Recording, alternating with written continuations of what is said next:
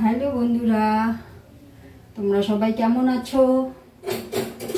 আশা করছি সকলে ভালো আছো, আমিও ভালো আছি। তো আজ সানডে, তো সানডেতে দেখো আমার এনেছে আজকে ইলিশ মাছ। তো প্রচণ্ড গরম পড়েছে বন্ধুরা, আজকে প্রচণ্ড রোদ, প্রচণ্ড গরম। তো ভাবলাম ইলিশ মাছ আর সর্ষে ইলিশ আজকে করবো না।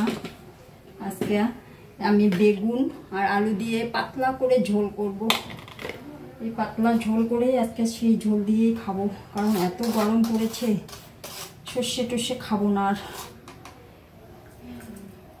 থাকা যাচ্ছে না।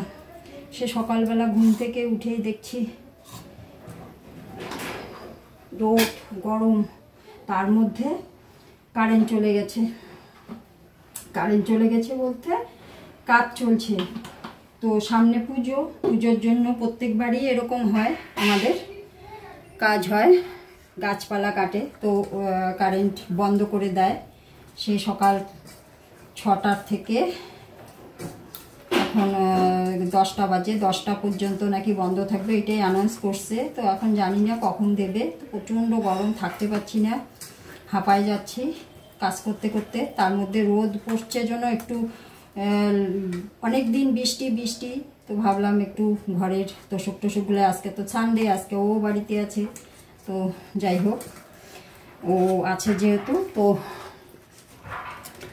একটু কাজ করছি আর কি। তো কাজ করলাম, ওইদিকে করে টোরে বাজার নিয়ে আসলে, তো ভাবলাম তোমাদের সঙ্গে রান্নাটা আর কি শেয়ার করবো। এর আগেও করেছিলাম, তো শুধু এটুকুই বললাম যে